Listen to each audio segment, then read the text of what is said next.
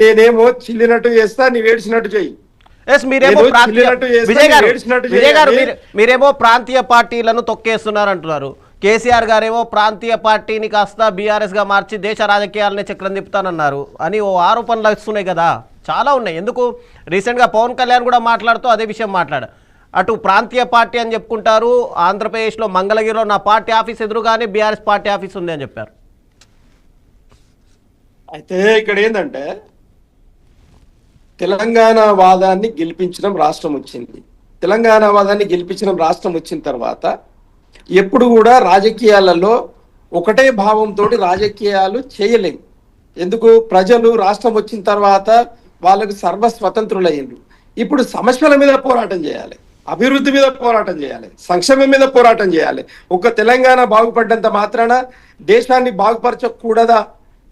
మరి ఈ కాంగ్రెస్ పార్టీ 80 సంవత్సరాలలో, ఈ గడిచిన 80 సంవత్సరాలలో దాదాపు 60% పరిపాలన కాంగ్రెస్ పార్టీ చేసింది.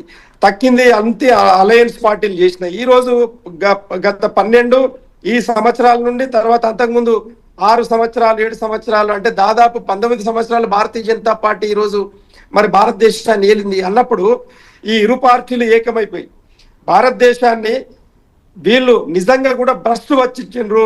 కాబట్టి ఒక స్వచ్ఛమైన నాయకత్వం బయటికి రావాలి అని అంటే ఆయా రాష్ట్రాలలో ఉన్నటువంటి అంటే రీజనల్ పార్టీస్ గా ఒక ప్రాంతీయ తత్వంతో ఏర్పాటైనటువంటి పార్టీలు జాతీయ భావంలోకి వెళ్ళి జాతీయ పార్టీలను ముప్పు తిప్పలు పెట్టకపోతే, జాతీయ పార్టీలు ప్రశ్నించకపోతే ఈరోజు భారతదేశంలో ఆ ప్రజలకు న్యాయం జరుగుతుందా?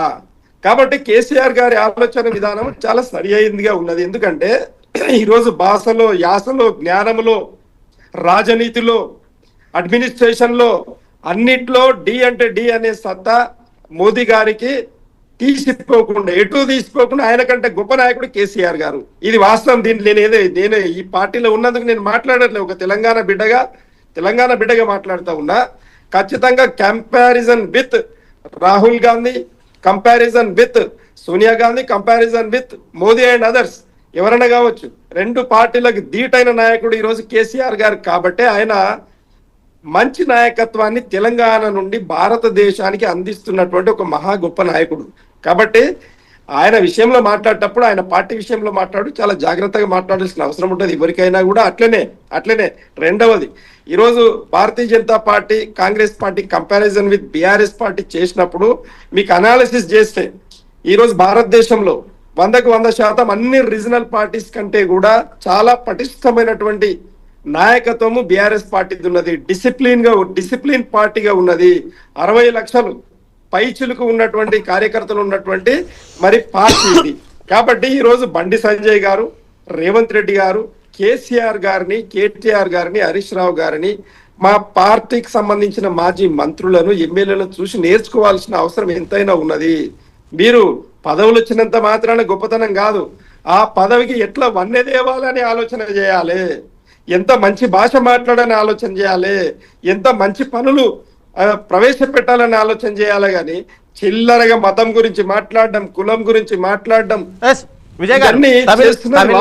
తమిళనాడులో డిఎంకేని అటు